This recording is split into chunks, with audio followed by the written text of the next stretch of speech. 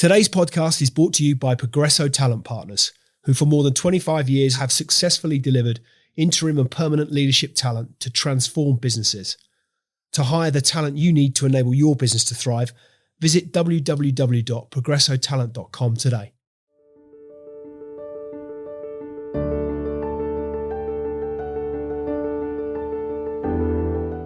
Hamish Gordon is the founder and managing director of the Driver's Tipple, an exciting premium brand of non-alcoholic drink containing all the flavours of a traditional London dry gin, just without the alcohol. Having spent 30 years as a racing driver, he is ideally placed to deliver a drinks brand to designated drivers who wish to enjoy an uncompromising drink without the effects of alcohol. So what's the story behind the story? Without further ado, let's get into it.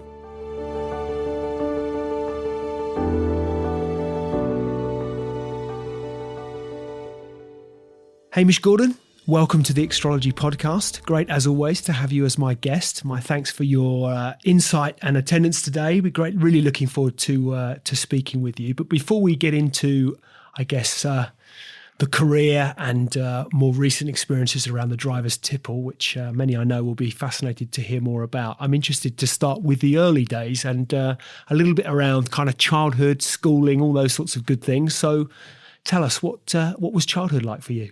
Well, thank you for having me. It's fantastic to be here. It was childhood. It's quite a good sort of quintessentially English sort of upbringing, I suppose. My father was been in the army and then sort of worked in the city. I went to prep school. I was very, very lucky to have gone to a really good school in Tunbridge Wells. And I stayed in that area until I was sort of 18 and then moved to London. So I had a sort of nice southern England upbringing, if you like, which was great, you know. And I am very, very lucky that set me up for life. It taught me an awful lot. I don't think I'd say we were overprivileged, but we were, sort of comfortable. And it taught me sort of values that I very much used in Driver's Tipple. It certainly taught me how to work. I wasn't just left to go to school and enjoy myself. I had to work, and I used to work on farms. And my first job in a shop, selling at the age of 16 was fantastic. I absolutely loved that. And in the summer holidays, I'd go and work for a publishing company and sell advertising. So it was all sort of commercially driven sort of things. And when I was at school, this will make you laugh. I used to run the school tuck shop from the age of 16 for a year or so. And I loved that. And it was meeting people and it was getting involved in business. And I think that's where I got my sort of entrepreneurial flair from, or certainly it satisfied that need to have some sort of business, to create my own little world, or certainly something that I could be proud of. And I think that was what I was looking for. And that's where the business ideas came from. If you look at those sort of teen years, if you like, or even earlier childhood days, in terms of figures that you looked up to, I always think it's sort of the posters on the wall, if you like, the heroes and the figures that really lit you up as a child. Who would they have been typically? Oh, that is such a good question. I suppose I had a split in the fact that I was always very, very keen, or mad keen on cars, and hence where the motor racing came from. So I had people like Jim Clark, Jackie Stewart, Nigel Mansell, people like that I very much looked up to. Probably Nigel Mansell and Jim Clark the most. But I also had people that I would follow, like the Bransons of this world, that were doing things in business, because that really interested me. And I think when I got into motor racing, my interest in business really helped me with finding sponsorship and creating a package to go racing. That really helped me, because I didn't have family that could write me a check so that I could go off and drive and run around in circles as fast as I could. So yes, I would say that people like Richard Branson, anyone in business, but I had people that I knew personally that I wouldn't say were pin-ups, but I very much admired what they did and followed what they had done to set up their businesses and respected their opinions. So do you remember, was there a point at which you first recalled getting an interest in motorsport? Well, my mother would tell you that my first word was car.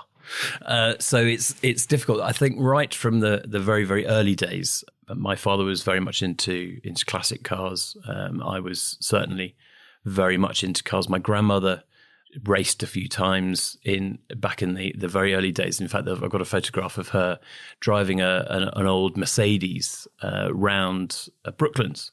And she used to tell me some wonderful stories of when she nearly fell out of the door, sort of over 100 miles an hour on the banking, things like that. So I think that's where I got my passion from for motorsport was from her stories and from my father's love of classic cars. And the entire family actually love cars.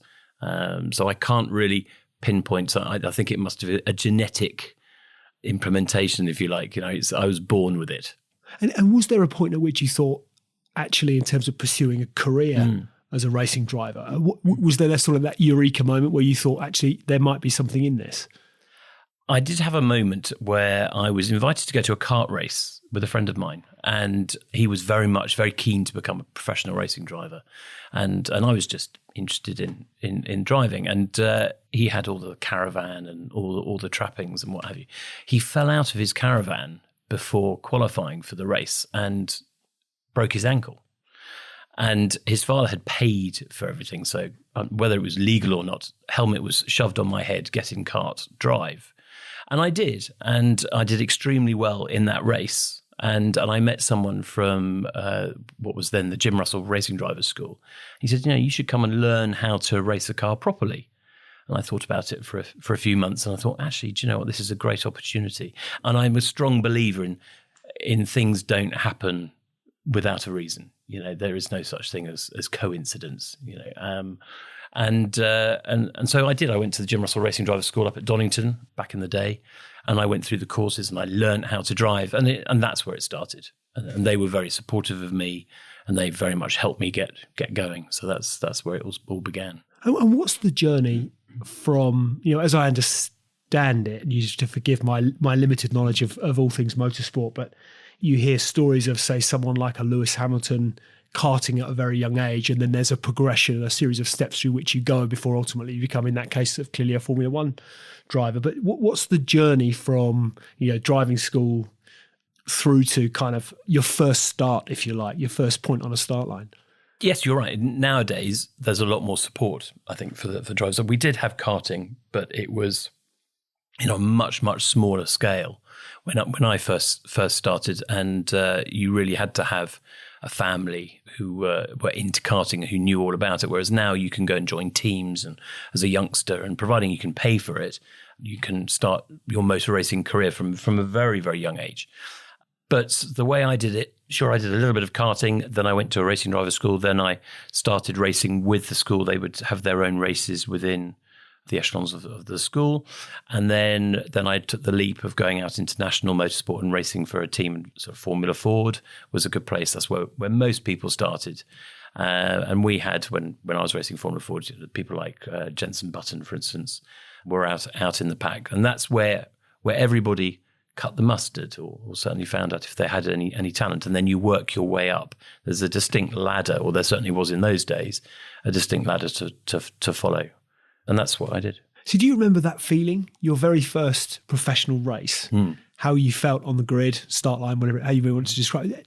Do you remember the range of emotions that you were going through? How did that feel? It was quite funny because it was a totally unplanned race. So my first national race, proper race, I'd had a phone call on the Friday, and it was at Thruxton, and it was for a car company called Caterham. And the team manager had phoned me up and said, look, we've had a problem with our driver. We need someone to drive the car. Your name's come across my desk. Could you do it? And I said, yeah, absolutely. And the problem was I couldn't get down there till the Sunday because it was really, really late notice.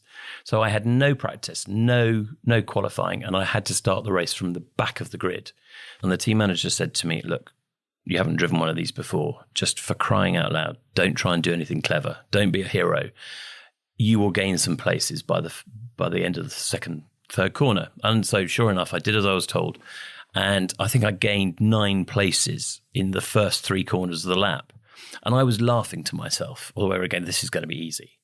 And sure enough, I after the first lap, I worked my way through, and I finished 4th in my first national race, which was fantastic on a grid of, I think it was 26 cars.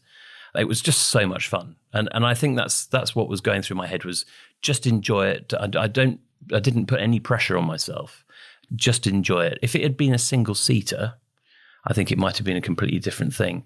I think I would have felt the pressure, because that's more sort of Formula One focused, and that's your career. But I think it did me a lot of good, because it threw me out into the pack, brought me down a peg or two, if you like, and just made me go and race for the fun of it. And that did me a lot of good, because I started to enjoy my driving after that. And that's always been the main point, is enjoy it. And business as well.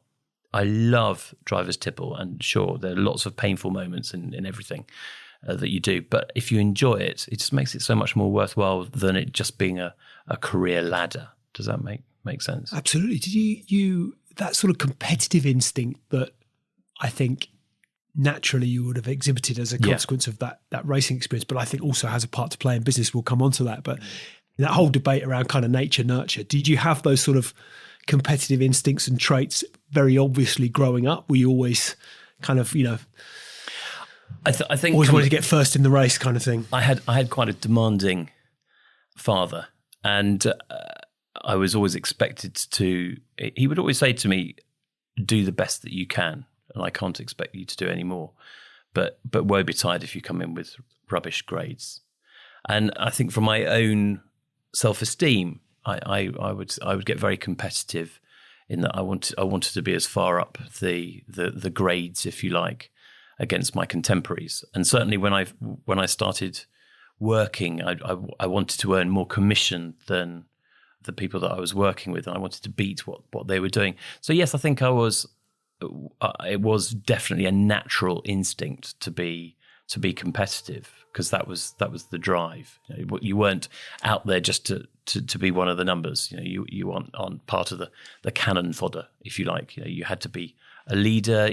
I had to be competitive, and that's always been a good driving force. And what about the business challenges around racing driving, to which you alluded from the get-go here? You talk about raising sponsorship and creating that kind of, there's a whole business around it, which I think, would people appreciate to the extent that actually, you look at, we see obviously the glamour of Formula One and all that would entail. Yeah.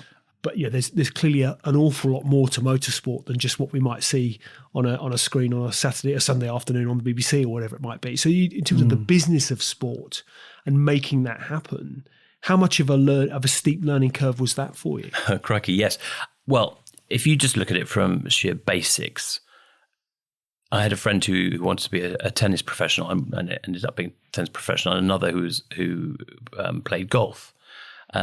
They only had to buy a golf bag and some clubs, or a tennis racket and some shoes.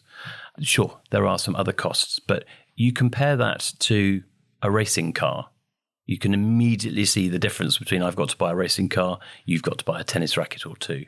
There is a huge amount of investment. And that's the thing, is that's where the business comes in. Is back in the day, we had a wonderful phrase, and it's so true. You can only go as fast as you can afford. And that's what it's about. So if you want to go quickly, if you want to work your way up the ladder in motorsport, you need to have the money to pay for it, because there are teams of people, mechanics, etc. Unless they're your friends, they're not going to turn up for an entire weekend and service the car and service you without getting some sort of reward. And obviously the cost of fuel, tyres, brakes, etc., entry fees. It all adds up, and that's why it is very much a business. And it from a very low level, you have to pay. And I think back in, so we're talking 25 years ago when I first started. My first year budget was £50,000. Wow! Which, if you think about it, that's a lot of money to find. And creating the business case around that for those that perhaps are less familiar with motorsport. The return on investment for stakeholders, how you create that. I would imagine you have to get very creative around presenting the business case and selling your proposition respectfully at a very early age. You have to get really clear on what that is in order that you can even get to the start line, let alone compete in the race. Well, that's the thing is you have to persuade people that that them investing money in your career, it has to be a long-term investment. Very few. I did have a few sponsors who were benevolent, who would pay for a race here and there for no reward. So no acknowledgement. They didn't want anything on the car or anything, which was fantastic. And I applaud them, and they've always had a very special place in my heart, if you like, and my respect for doing that. And I will be eternally grateful for that. But from a company point of view, if you're going to a company, yes, you have to create something that is going to give them a return. Nobody is ever going to give you a pile of cash to put their name on the side of the car to watch you go round and round in circles. There has to be something. There has to be a commercial value to it. And nowadays, they have to justify it to the taxman as well. They can't just write you a check to put their name on the side of the car. There has to be justification for it for tax reasons. So it has got much, much harder. The good thing nowadays is that we have much better television coverage, especially in the junior formulae. We have a lot more social media. We have a lot more technology. So you can promote yourself without the need of being on a television screen. You can promote yourself so that sponsors get the return that they need, and you can make it into a good commercial proposition. See, what do you think that's 25 years now as a driving professional, if I can put it in those terms, whether it be racing or doing other things around it. Yeah. What do you think that experience has equipped you with? Without using too many cliches, I think it has certainly taught me how to think outside the box. Very much so. I don't think I've done anything that's conformed to any straight line or pile of boxes. And I think that's been a really good thing, because I certainly wouldn't have come up with driver's tipple if I'd sat down with a spreadsheet or a piece of paper and looked at the costs and the investment of time, etc., on something like driver's tipple. You would never, in your right mind, enter into that as a project. But you do something because you believe it's right, and you know that you can conquer it. And it's pretty much the same that if you're driving, you might see a gap on someone who's in front of you, and if you spent too much time measuring everything and calculating, you probably would never make the move. But sometimes you have to take that leap of faith and believe in yourself and believe in what you're capable of doing, and then you make that maneuver. And I think that's what it's taught me: is don't overthink what you're doing. Don't overthink it. I know a lot of people in business would probably be burying their heads in their hands at this point. There is a time and a place, obviously, to put right strategies, etc. But I think sometimes you just have to roll your sleeves up and go for it. And in terms of the highs, as a racing driver, are there any particular moments that really stand out for you? Sure. I mean, winning races or being on the podium. I think being on the podium with my oldest friend, who's no longer with us, and teammate Neil Cunningham, we came third in an international race in Valencia back in 2008. And I think things like that really sort of stick out. It was just because we worked so hard to get to that race, and we had some fantastic sponsors, and it was a really last minute event. And we had no practice, no setup. We just went out and we did it. I think that was probably one of my greatest memories from racing that I certainly enjoyed, because I could share it with someone. But I've been very lucky. I've got to drive all sorts of things in my life. I sure didn't make it to Formula One, although that was never really my goal.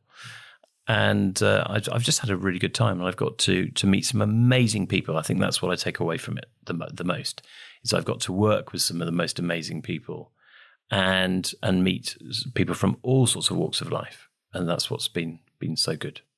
And so before we come on to driver's tipple, you've had but you've had other business experiences as well, not only in Formula One, but other ventures that you've gotten involved with. So tell me about some of the other things that you've gotten involved with from a business point of view. Back in the early 2000s, I came up with an idea for internet startup, which I was in very, very short period of time, and then moved on from that into sort of a cloud computing business, which I came up with a concept which we worked with some of the largest organizations in the world. Both those came from tiny little ideas. The cloud computing idea was literally, I was on a car rally to France, the Beaujolais run, and we were standing in the Eurotunnel, and which is going under the water. And I was talking to someone that I knew who worked in IT, and he said he was working on servers and et cetera, et cetera. And I said, have you ever thought about this as a concept? And it was just basically cloud computing. And he stared at me and said, that's such a simple idea. Why have we not done that? And so when we got to the other side, he phoned his boss, and we had a meeting within a week, and we went and sat down, and that's how that. So all these ideas, all these businesses have all come out of a little nugget of just, why don't we just try? Why don't we just try that? Which is exactly where we are now. Do you think that's how much of that is because of to your point earlier, the people that you've met along the way, from the network that you will have enjoyed through racing? You meet people from all walks of life, all backgrounds, all profiles and thought processes, I would imagine. Yeah. And that those conversations spark initiative, idea, thoughts that of themselves then you plant a seed ultimately from which springs a business. Yes, it certainly opens doors and network. I used to have a manager when I was racing at the end of my racing career, whose nickname for me was Captain Network. It was hilarious. I mean, it's just a little jibe. But it's very important that you get to meet all these people, but you can learn from them. And I'm not saying you're taking from them at all, but I used to love having conversations with some of the people that you'd meet, and a lot of them were very, very successful and high in whatever industry they were in. And I used to find it fascinating to talk to them and see their viewpoint. But it's interesting. You made a point there which sparked an idea. The thing with motorsport is that, and the thing about sponsorship is when you get so immersed in it, you spend your entire life when you're walking around, driving down the motor. I used to spend hour upon hour driving on motorways, and I'd drive past lorries with a brand on the side of it and think, how would that tie in with my motor racing? How would that tie in with one of my sponsors? To give you an example, I came up with an idea of creating a triangular deal for sponsorship. And I met a lovely gentleman who ran a water company, bottled water. And he said to me, if you can come up with an idea that would generate sales for us, we will give you the profit from the sales. Okay, fine. So I went to a very well-known cruise liner company and said, look, if I could find you premium blue chip water to go on your ships for your customers, for your passengers, at a cheaper price than you're paying at the moment, and give you sponsorship on our race car and do some promotions, et cetera, would you be interested? And they said, well, we'd be stupid not to at least explore that. And that's exactly what we did. So I managed to get this water company into one of the largest cruise ship companies in the world, got their product in there within a couple of weeks or so. They both got sponsorship on the race car, and I ended up with a net sponsorship deal. So that's how it worked. So I would spend my entire life walking around, talking to people, driving around, looking at brands. So that's, I think, where your brain gets trained to constantly just have a third ear listening out for opportunities. And I think, and if you're a true businessman and a true entrepreneur, you have that. And I think that anybody listening to this who runs their own business will know exactly what I mean by that. Mm-hmm. You're always looking, I wouldn't say looking for an angle, but you're always receptive to, hang on, that could be quite a good idea. And so tell us, what was the inspiration behind the driver's tipple? Cool, that's a good question. Back in 2016, I, on a personal level, I was going through a bit of a dark time, bit of a dark place. And I was chatting to my greatest mate, like my closest friend, who reminded me that when I first started racing Formula Ford as a youngster, I had a bet with my main sponsor, who was one of the benevolent sponsors that I told you about. He bet me that I couldn't stop drinking for a year. Now, I didn't drink a lot, but I think we'd had Sunday lunch, and his wife and I had shared a bottle of wine, and we were a little bit tipsy. And he said, "Well, you shouldn't be doing that. You should be ultra fit and a racing driver." And I said, "Well, I could just not drink. I can leave it." So he bet me. He said, "Right, stop drinking for a year." And I did it. And it was the best year I ever had. I was fitter, healthier. I never had any mood swings or anything like that. And I thoroughly enjoyed myself. And in 2016, my dear friend Christian said to me, "Look, why don't you just stop drinking for a bit? Do you remember how you were then?" And I said, "Yeah, that's a good idea." So I just stopped drinking for a bit. And I didn't say, "That's it, I've stopped drinking," or "I'm going to give up drinking for January," or "I'm going to give up drinking for 6 months." I just stopped drinking. And 1 month turned into 2, into 3, 4, et cetera, et cetera. And I finally got to a point, after about 8 months, there's just so much orange juice and lemonade and lime and soda that one can drink. And I went to a party, and a friend of mine who's a surgeon came up to me with a silver salver and a gin glass on it and said, "Look, this is for you." And I said to Heidi, I said, "Look, I can't drink that. It's gin and tonic." And she just smiled and said, "Look, it's for you. You can drink it." And I said, "I'm fine." So I tried it, and sure enough, it tasted like gin and tonic. It was okay. It wasn't brilliant, but it was there. And she showed me what it was, and it was a pre-mixed product. It was lots and lots of chemicals in it. And I thought, okay, that's a good attempt, but it's just another chemicals in liquid. And it took me about 2 or 3 weeks, and I thought about it, and I tried some other products that were out there, and just nothing really grabbed me. And I'd had lots of non-alcoholic beers, etc., which were fine. And it was a Tuesday morning, and it was 3:15 in the morning, lit, and I remember it was vividly. I sat bolt upright in bed after being asleep and thought, I know what I've got to do. I've got to explore the feasibility of doing a non-alcoholic gin. So that's where it came from, and the rest is history. So where do you even start on that journey?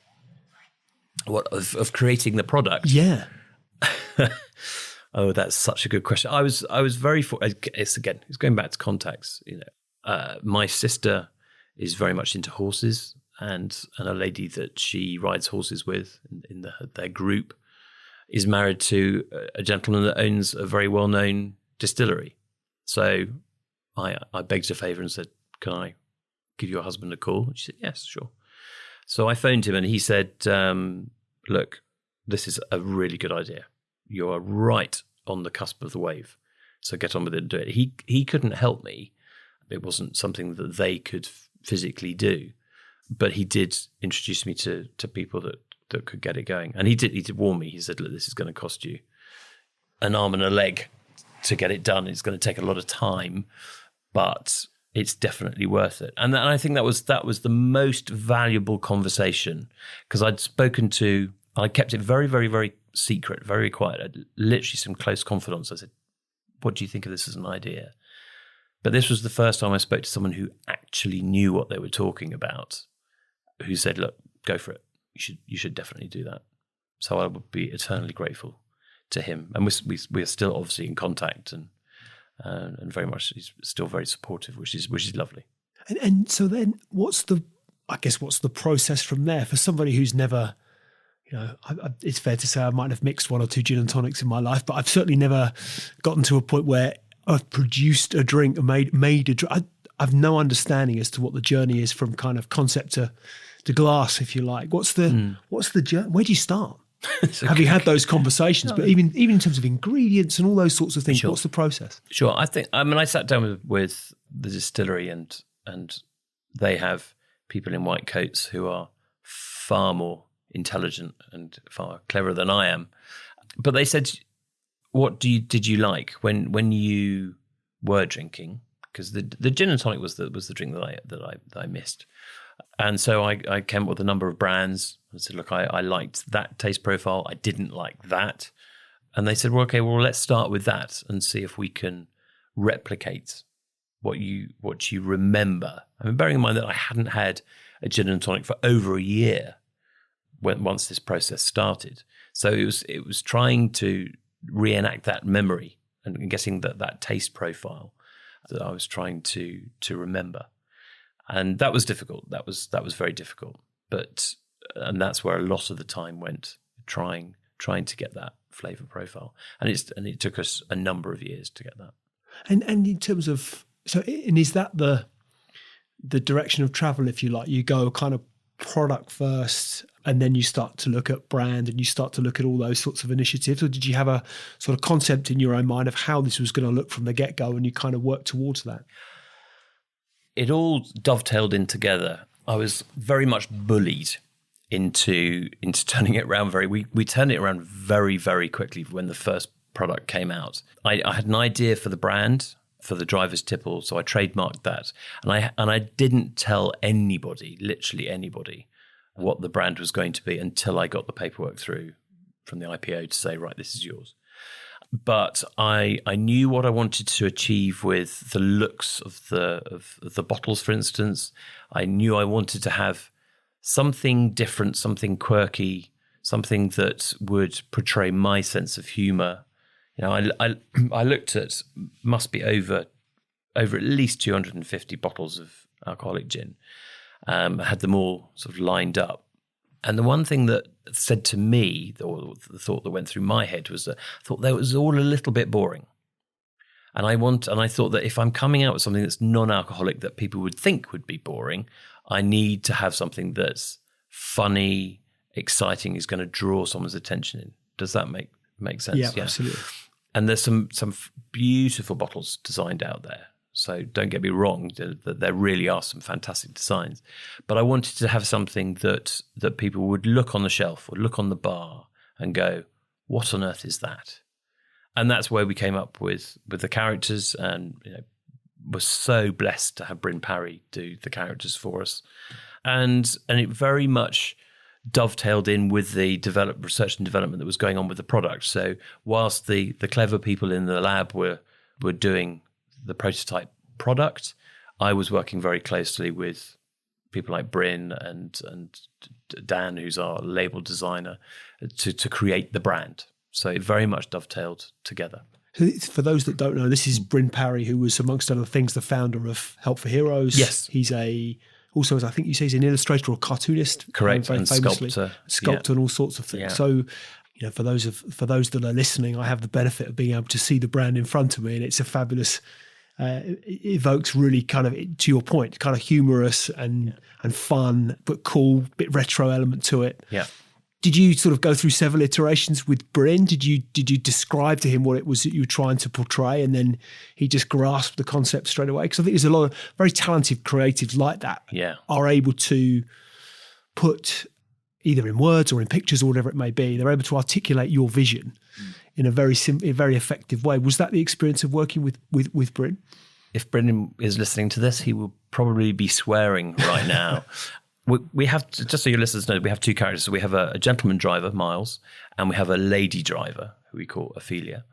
Miles was relatively straightforward because I knew what I wanted, a cross between a Terry Thomas, Dick Dastardly sort of character, and the one person that I thought that I very much admired, as well as the drivers I mentioned before, was Graham Hill. I really liked Graham Hill. And I found a photograph of Graham Hill sat in the car. And if I could show it to you and line it up next to the label, they're very, very close. Well, as soon as you mentioned Graham Hill, actually, I've got an iconic image of him in my mind. Like on my iconic figure of British motorsport, world motorsport. Yeah. But yeah, to your point, I can absolutely see how that would have. It certainly comes across from what you've described. Yeah. So when I told Bryn about that, he said, right, send me some pictures, and we discussed it. And he went, right, got it, know exactly what you want. And I think Miles took Bryn a couple of days. It certainly wasn't very, very long. Ophelia, on the other hand, was a bit of a nightmare.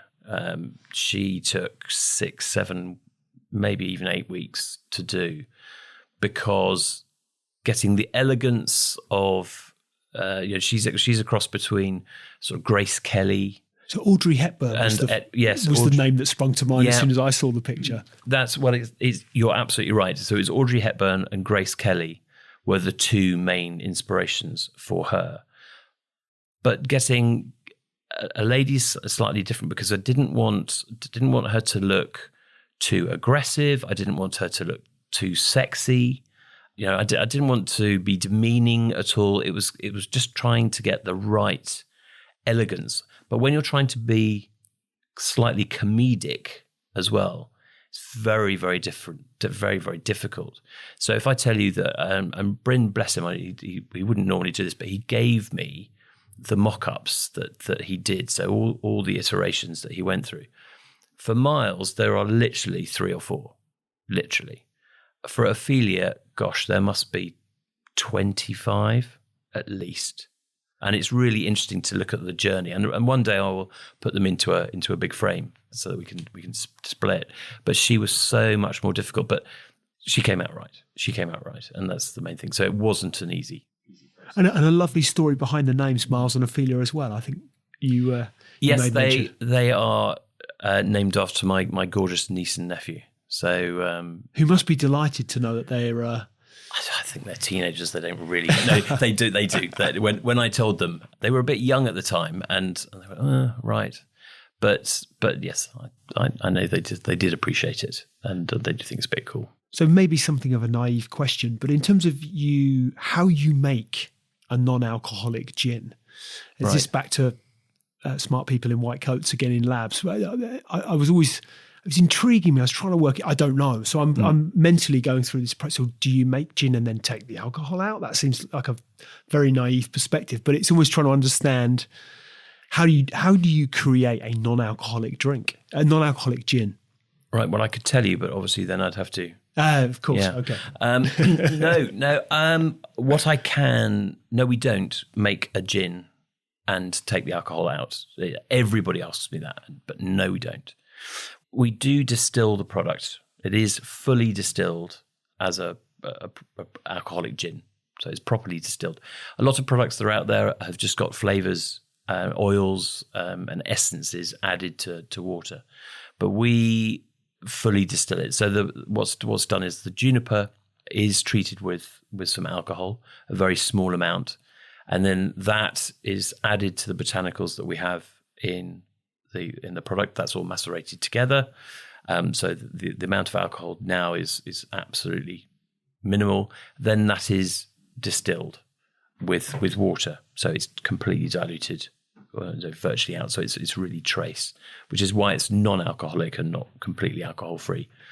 So that's pretty much the process. I mean, there are some little secret bits in the middle, which I can't share, but that's basically how it's made. So it is a fully distilled product, and it takes a lot. I get asked quite a lot about value and why the product costs what it costs. It takes an awful lot longer to make than a traditional alcoholic gin. It also has, I think the statistic is 9 times the amount of botanicals in it that you would need for an alcoholic gin.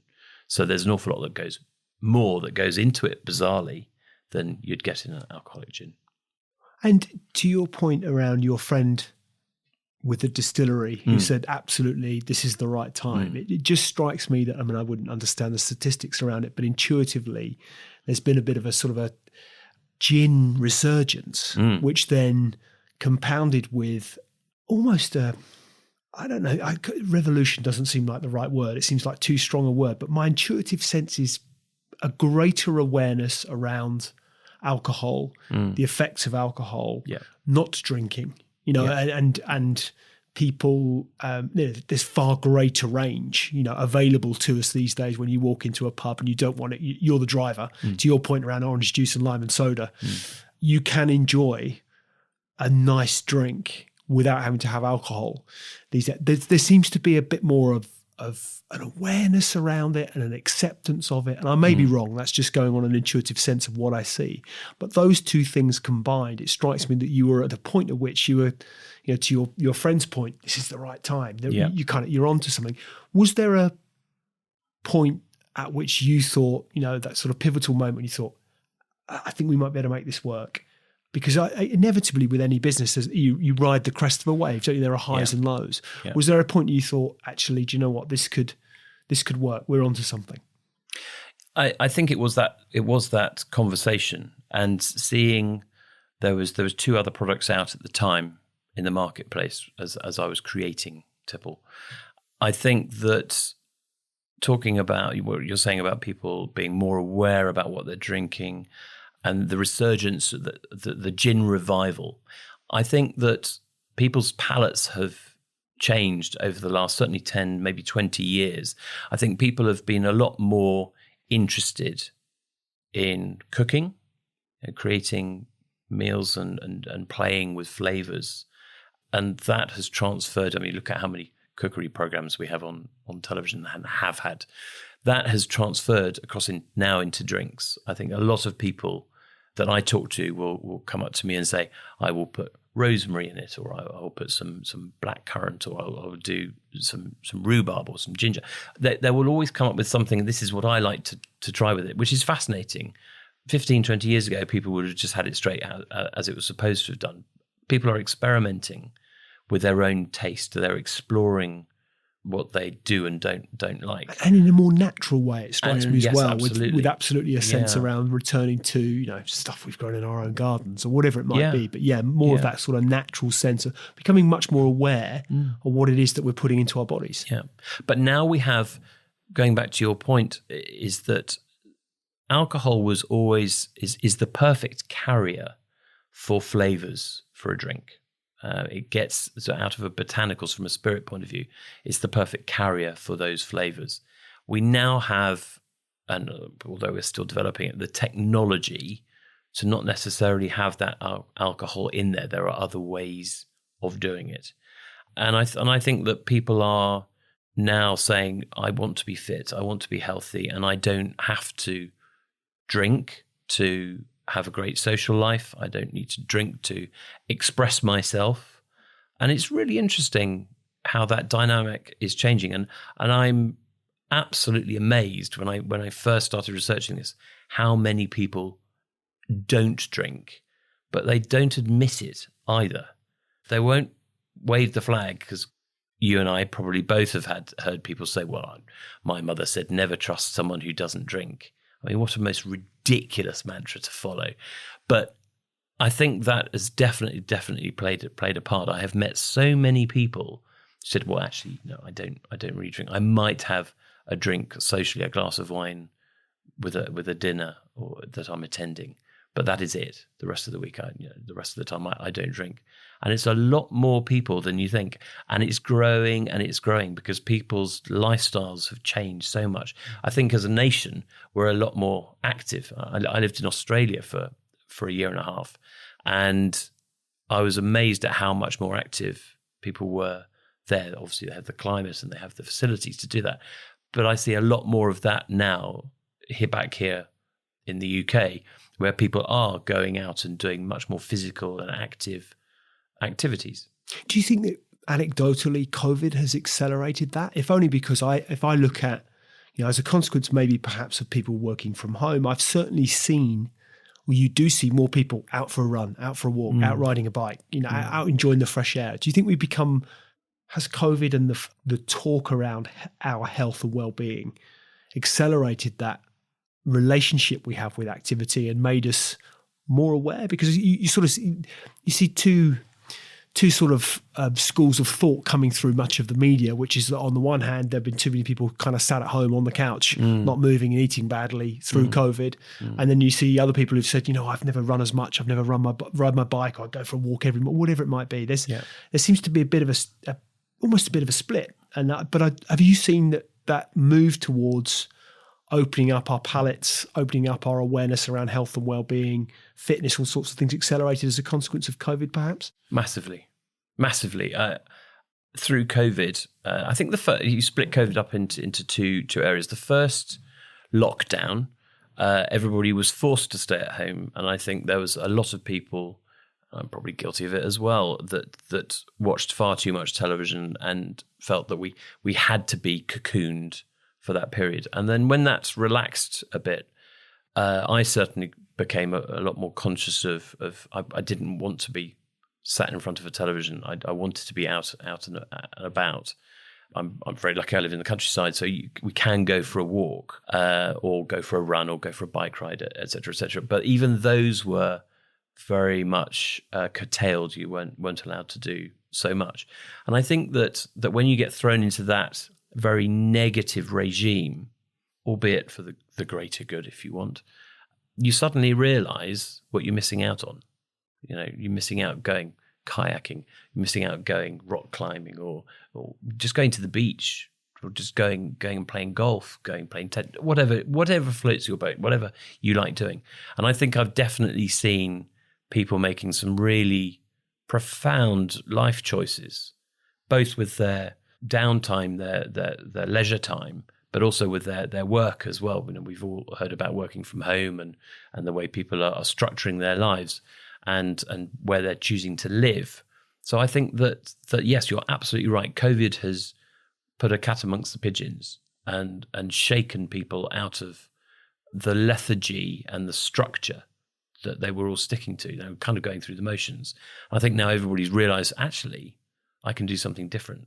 You look at how many businesses have come out of COVID, whether people are knitting things, sewing things, making things, or getting something made in another country and having them shipped in.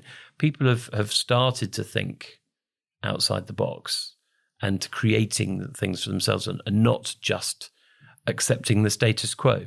And I think that is so exciting. It's almost like another industrial revolution. Do you think the relationship we have with alcohol as a nation is an interesting one to debate as well, around that it's arguably become, to your point now, you mentioned people who would say, "Oh no, I don't really drink," but to your point, we don't really announce it. There's a lot of societal pressure, or there certainly was.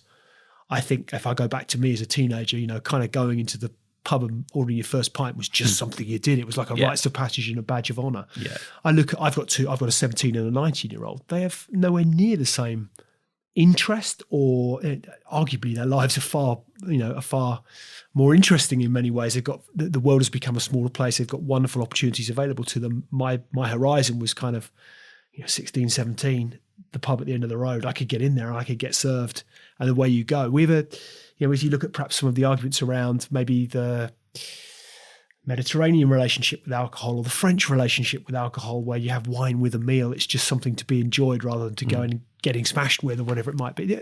These are all very broad sweeping statements, but nonetheless, do you think the relationship we have with alcohol in the UK is maturing and changing for the better? I definitely think so. Well, the debate around drinking generally is becoming more open, and people are more accepting. It's no longer, there isn't, in my view, rightly or wrongly, the same social stigma attached to walking in a pub and ordering a 0% beer or whatever it may be now, as there would have been even 10 years ago. I think that, quite seriously, I remember 20 years ago, might have been a little bit longer, having a conversation with a chef that I knew. And we were talking about, my mother was vegetarian when I was growing up, although we weren't a vegetarian family, but my mother, for various reasons, decided that she wanted to be vegetarian. And I remember talking to him, and he was saying, never will I ever have a vegetarian course on any menu that I'm cooking, so in my pub or in my hotel or whatever. Now, how ridiculous would that be as a statement today? And I think it's the same. I've had this conversation with various people in the industry, whether it be landlords of pubs or owners of hotels, etc., who say, well, none of my customers would want a non-alcoholic gin or non-alcoholic spirit. And then when you actually rattle off a few, they go, oh, I hadn't thought of that. So there is this, I think it's losing its stigma. Drink is very much following food. People have been experimenting with food for a long time. They're now starting to do it with drink. And I think you're right that as a nation, I have a number of friends in France, for instance, good wine producing country, and they've always remarked, the British drink like it's a competitive sport. If it was in the Olympics, you would have every gold medal, and that used to make me smile. But it's so true. We do. It's almost, we're on a self-destruct. We have to drink until we reach oblivion, which is very sad, really, because you see people with a very nice bottle of wine, and I've seen it myself, and it's fascinating to watch. You see someone buy a very expensive bottle of wine, and they drink it like a £5 bottle of Plonk, and you think that hasn't even touched the sides. What was the point of buying something so exquisite? You may as well just buy a print from the local post office and put it on your wall, as opposed to a Picasso or a Rubens.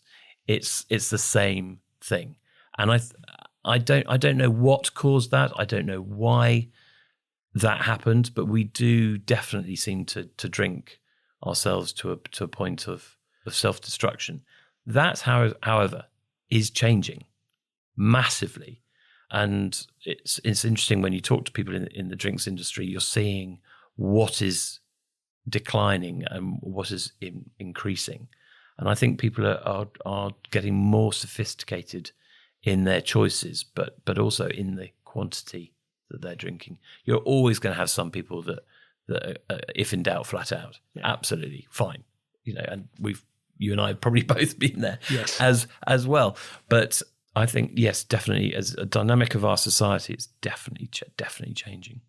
What have you mentioned earlier about, even when you were talking about racing drive, but you brought that into the driver's tip about the importance of doing things you love. What have you enjoyed about the driver's tipple experience? Having something at home that I have an endless supply of that I can drink every night. I think, do you know, one of the most exciting things and most vivid memories I have is when we launched back in 2018 at Blenheim Palace at an event called Salon Privé, which is the most fantastic car concours event. And I remember we had a stand there, and where people could come and try driver's tipple and could buy a bottle if they so wished.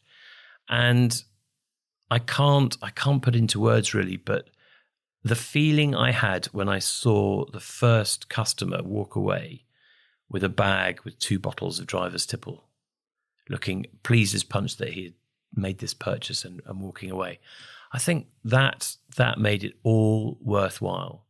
And when I have people email me or contact me, and I've had people come up to me in the streets. A lady came up to me in the street in Oxfordshire and said, "Are you the tipple man?" Which was lovely. And she said, "Do you know what? I absolutely love it." And I have people that email me quite regularly. I had a lady last week whose daughter has just become pregnant, and she said, "I would like to order a few cases for my daughter because she used to love gin. You are my new best friend. Thank you ever so much."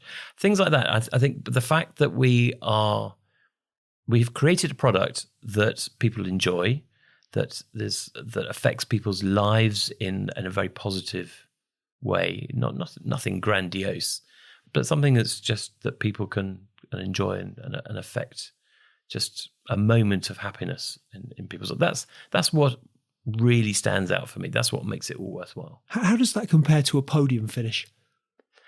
Podium finish is very much a more selfish thing. I did that. I've just beat all of you and the team as well. It's, not just me, but the team. It's it's a very different emotion. I think I see Tipple as its own being, if you like, and I'm just looking after it. I'm just its guardian, if you like. So it's a completely different win, in inverted commas. If you're standing on the podium, it's something it's very short term as well, because you've done it, it's finished.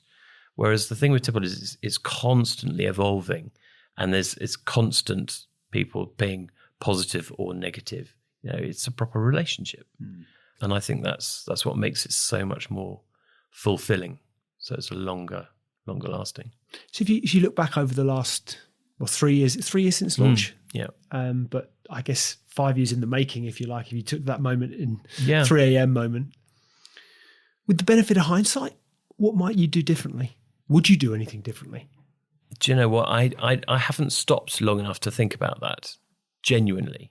I'm sure there'll probably be some very, very boring things that I might change, but I think that's all part of the journey. If I'd structured it more, it would have been very dull and very boring, and it wouldn't have the emotion. There's lots of stories around Driver's Tipple about how things have evolved and the reason why things have been the way they are. There's lots and lots of stories to tell. And for me, that's what's so special about it.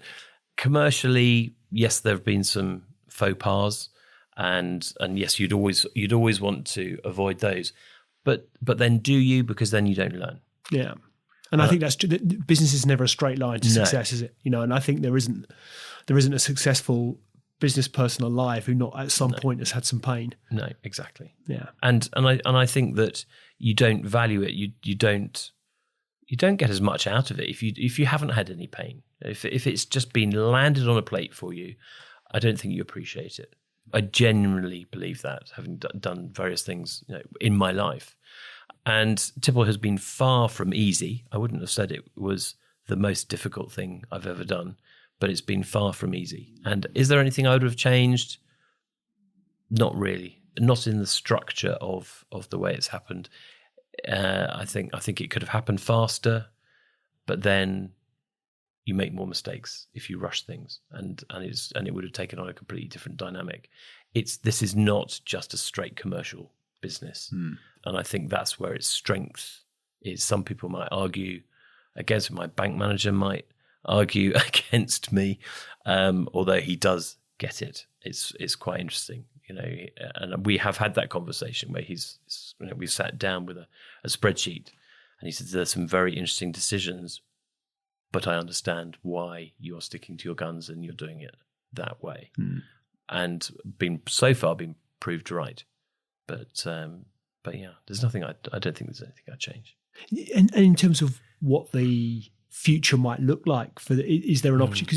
Because I'm no expert on these things, but I've just struck by the brand. It looks really, and the story behind it. I think you tell a very compelling story around how it's evolved, how it's unraveled, and so therefore, what does the future look like for Driver's Tipple? Is there? Do you move into other products, other lines? Do you stick to the knitting or stick to the juniper? And and just what does the future hold for the brand? I have got some ideas for some other products, but I had someone turn around to me recently who said, "I'm really pleased the fact that you don't have lots of different flavors." And I said, why? And she said, because it makes them so complicated. And this is a lady who's a professional mixologist, as they like to be called. And she said, I totally understand what your product is. And I think that it's very, very tempting to constantly bring out new variations of your product, with a different flavor. Because that's what a lot of distilleries have had to do with the basic gin. But with the non-alcoholic market, I think it's concentrate on what you're doing and get it right. And there are lots of people who want to have different flavors. But my belief is give our customers the core product and let them play with it themselves. If they want to put rosemary in it, that's fine. If they want to put lime in it, grapefruit, lemon, who knows? If that's what they want to do, then that's fine. I'm not going to give them all sorts of different flavors. There are things that we are going to play with, and maybe some other non-alcoholic spirits that we are working on. And ways. It lends itself as a name. It lends itself to that, I think. Well, yes, that was one of the reasons why I chose that, was that it was something that could open up into various different products. But I want to keep it simple. I want people to understand what Driver's Tipple is. You look at some of the greatest brands out there. So, for instance, Marmite or Liam Perrin's Worcester sauce. They haven't really moved away from that core product, and everybody understands exactly what it is. And that's what I want. I want to do one thing and do it well. And I think that's important. There will be other little bits and pieces on the side, but that is at the moment the roadmap. Well, I think all this talk of the Driver's Tipple and all that it would entail leads us naturally to want to try some whilst we're here. I think it'd be rude not to. I think it would be rude not to. I'm salivating at the prospect. So let's crack open a bottle, okay, and see where we go. I might have one here.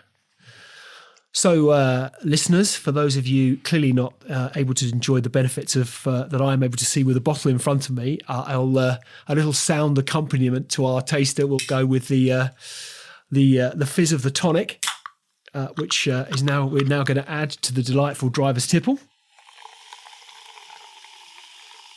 You can hear that; sounds great already. Here goes. So, taste it. First taste. Wow. That's that certainly gets my vote. That's What hits you first? well, my first thought is that's a gin and tonic. Interesting, isn't it? That's exactly my first thought. Yeah. That's a gin and tonic in all that would entail. It's got that kind of freshness to it and that crispness to it, and you can taste that sort of junipery gin taste is very vivid. Yeah, that tastes like a gin and tonic. I wouldn't know. Good. I wouldn't necessarily lay claim to having the most sophisticated palate, but nonetheless, that's for the ill-educated, and I include myself chief amongst them. that's a very, very refreshing, crisp, light taste. Good. That tastes good. It tastes great. Fantastic. Thank you. Yeah. So, in terms of where I've other questions to explore. Sure. Certainly, Hamish, I'd love to explore. But in terms of and we'll come back to this at the end, in terms of where people can find the driver's tipple, I think importantly, for those of you that want to experience the taste that I'm currently experiencing, which is genuinely delightful, where can they find you? How can they go about ordering? Where can they get product? At the moment, we are in various shops where we are over 105 stores, which includes, which I'm very proud of. Blenheim Palace was our first shop. So there's shops like Delicatessens, people like Blenheim Palace venues, great and fine food stores. We're also in some of the co-op, the Mid-Counties co-op, but the high-end stores. We've managed to make it into Harrods, which I am extraordinarily proud of. That was a bit of a coup, to say the least. But obviously with lockdown, Amazon has been an absolute godsend for us.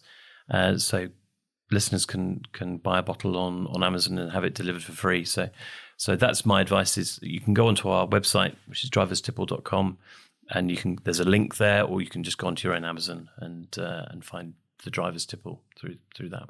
Well, we'll attach those links to the show notes when we come to publish, so that people can find you, because, as I say, I labour the point, but my experience, it's certainly worth an investment, that's for sure. Maybe we'll give your listeners a little bit of a deal. Should we do that? Fantastic, great. That's a terrific idea. All right, Thank you. Why don't we do that? We'll do that. Okay, right. So we'll put a link on the end of on the end of it, and we'll definitely sort that out for you. Brilliant. Thank you. So, what? No pun intended, but nonetheless, what drives you? That is a good question. I just like to enjoy myself, but not in a sort of narcissistic sort of way. I face every day in the same way. I get up. I'm very lucky with where I live, with my other half and I, in the Cotswolds, which is fantastic, and I just persevere to achieve my goals, but in the right way. Does that make sense? Yeah. I like to work hard. I thoroughly enjoy working hard, actually, and that was one of the things that was noticed in the first lockdown, was that my frustration at not being able to work, and because I love it, I love being pushed. I'm not very good at sitting still because I just feel lazy, and many people might say yes, but you enjoy sitting down and watching a good old World War II film, which I do, which is fine. But I can't do it for very long. And I certainly wasn't very good at watching box sets when we were in lockdown. That was just drive me mad. So what motivates me is just getting up there and doing things. And that's why I have a nice variety in my life. I have Tipple, which is obviously my main goal and my main driver. But I still love driving. I will go and do days with manufacturers. I'll do filming. I still teach at Silverstone at the weekends on the odd day here and there, which I thoroughly enjoy. So I have a good mix, and I think that's very important. And what does success mean to you? Oh, that's so difficult. I was at Silverstone at the weekend, and one of the young lads who's going through the path and working his way up, he said, "I think you're a successful businessman." And I said, "Well, thank you." But he said, "What makes you successful?" And I said, "It's very difficult because different people judge success in different ways. Whether it be a materialistic sort of financial way, or just doing what you enjoy doing and having that freedom to do." And that's where I see success for me, is that I'm allowed to do and I can afford to do what I want to do, whether it be go off and drive classic cars, whether it go drive around a racetrack, go skiing, go for drinks with people and to share the Tipple journey. I think that's success for me, is not having to report into anyone other than myself. Does that make sense? Absolutely, it does. And having the choice of doing what I want to do. And obviously we all have people that we report into eventually and that we have to obey, but there's a little bit of rebellion in me that I can actually do things in my own way and in my time. And I think that's what's important to me. So who or what inspires you? I think I don't have any particular individual that inspires me. That question is a bit like, who's your favorite band to me? And I've always said I don't have a favorite band, but I have favorite pieces of music. And it's very, very, and I don't have a particular favorite actor, but I like an actor in that film, or I like that particular film. I have lots of people that I have met over the years that have inspired me, who have impressed me maybe, and they've done little bits here and someone else has done something over there. And that's what I take a little piece from everyone. And it's not necessarily people who society would say are particularly successful. The nice thing about teaching with driving at racetracks is you literally get to meet people from every walk of life. And when you're in a car and sometimes when you come into the pits, you have some time to talk to them on a very much a one-to-one level. And I find that fascinating, and I find that inspiring when people sort of come and share their ambitions and their loves and the reasons why they happen to be with us in the car that day and what's their journey. And I think that's where my inspiration comes from, is so many people have so many different journeys, and that's what I find really inspiring. So away from work, one of the things that struck me when we were first talking was you made mention of driving around and almost always thinking of angles or ideas or concepts with brands on lorries as to how that would relate to your sponsorship. And the thing that struck me as you were saying that is, so do you switch off? And if so, how do you switch off? I think if you asked Samantha, my other half, the one thing I don't do is switch off. Really, really bad at that. And it's something that it's very difficult to get me to go on holiday. I will thoroughly enjoy it. I go kicking and screaming, but once I'm on the aeroplane or I'm on a ski slope, or I'm not very good at that. Yes, I'm not very good at switching my brain off, and I don't know why. I really don't know why, because I'm generally quite a calm individual, but no, my brain's always whirring away, and people can be in conversation with me. And it probably is a fault, and they will see that my eyes might wander off. My brain's thinking, I'm listening to what they're saying, but I'm on a complete different tangent. But it just doesn't stop. And if I was to say, if you were to ask me what is my greatest fault, that is it. So what advice would you give 21-year-old Hamish Gordon? Go to university. Should have gone to university. No, I think I would probably encourage myself at that age to believe in myself more. I think I despite doing various things, I wasn't actually that confident in my own abilities, and I think that would be the only thing. I was like, totally believe in yourself and go for it more, push harder. I think that's probably. I've only got to this position now because I've had the experience, and sure, I've fallen over a few times and grazed knees, etc. And I think most people in business would probably turn around to themselves when they were that young and say, do you know what, just go for it. You've got nothing to lose. No, I think that's very true. So remind us again, thedriverstipple.com is where we can go to find some of this fabulous alternative to thank you to gin. Really appreciate your time this morning. Really appreciate your candour and insight. It's been great, very entertaining. I love speaking with you. It's been a lot of fun. I've really enjoyed the tipple, and I'm looking forward to enjoying a few more. And I wish you and all associated with the driver's tipple all the very best for the future, and look forward to seeing you go from strength to strength. Thank you very much. Thanks, Hamish. Cheers. All the best to you. And you.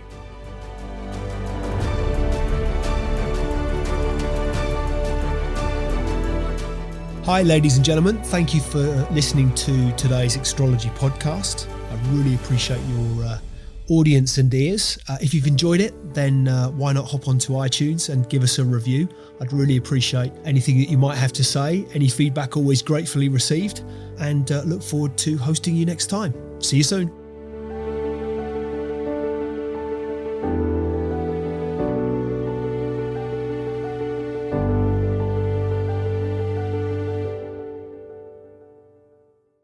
Just a reminder, today's podcast is brought to you by Progresso Talent Partners.